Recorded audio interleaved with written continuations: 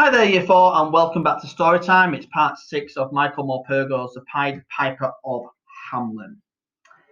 There is enough to go around in Hamelin Town for everyone, and enough is all you need. Every child should have a clean place to live, food on the table, and a warm fire in the winter. What, everyone? Even thief dogs? I said. Everyone, came the answer. Instead of rubbish tips, I want to see parks where all the children can play, and schools where all the children can learn. I want to see fairness and kindness. I want to see the happiness that only fairness and kindness can bring. Only when I know that Hamelin is a fit place for children to grow up can the children go home again. But what will you do with them? Where will they go? I asked. Don't worry yourself. I shall look after them as if they're my own, I promise you, the Pied Piper told me. I'm taking them to a place where they will all be happy. Tell them that in Hamelin Town, and tell them that they have a year and a day. That's all I have said, that it must be achieved by then. In a year and a day from now, they must send you back here to the mountainside, and you must be alone when you come.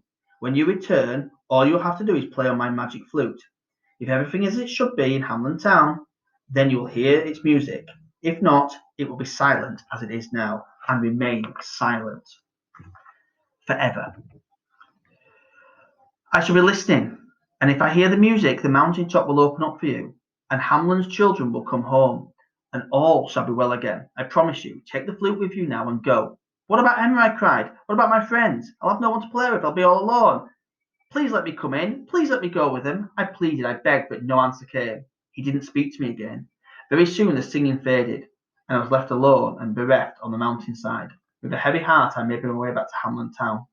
All that day and night that followed, I walked till every grey light of dawn I saw the town ahead of me. Even as I came over the bridge, I could hear the weeping and wailing. The streets were completely deserted as I walked up into the market square. Every house I passed was a house of sadness, the doors and shutters closed, and not a single bird was singing. I found the mayor sitting on the town hall steps, his councillors around him, sobbing and distraught with grief. It was the mayor who saw me first. He was up on his feet at once, his eyes filled with sudden hope. Please tell me you're not alone, he cried. Please tell me all the other children are coming back too. Is my son with you, my daughter? I'm on my own, I told him. But your son and daughter, and all the other children too, are alive and well and happy. The Pied Piper told me so. And then, as the townspeople gathered about me, anxious for news of their children, I gave them the Pied Piper's message and told them everything he'd said. I held up his magic flute, I blew on it, to show them that no sound would come out. I told them everything we had to do to bring the children home again.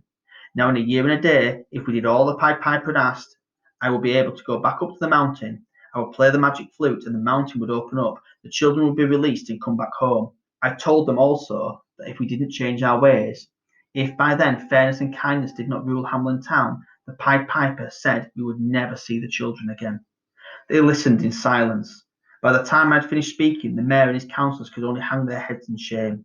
Everyone in Hamelin Town knew in their hearts that they shared the blame and the shame as well. The mayor held up his hand and spoke to the crowd. Good people of Hamelin, I ask your forgiveness. The Pied Piper is right about everything.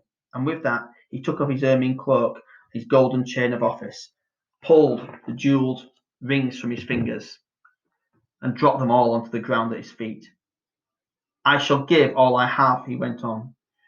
Do all I can from this day to make amends for the wrongs I have done. Will you join me in this great endeavour? We have a year and a day. Shall we make Hamelin a town we can be truly proud of? A place fit for our children, shall we?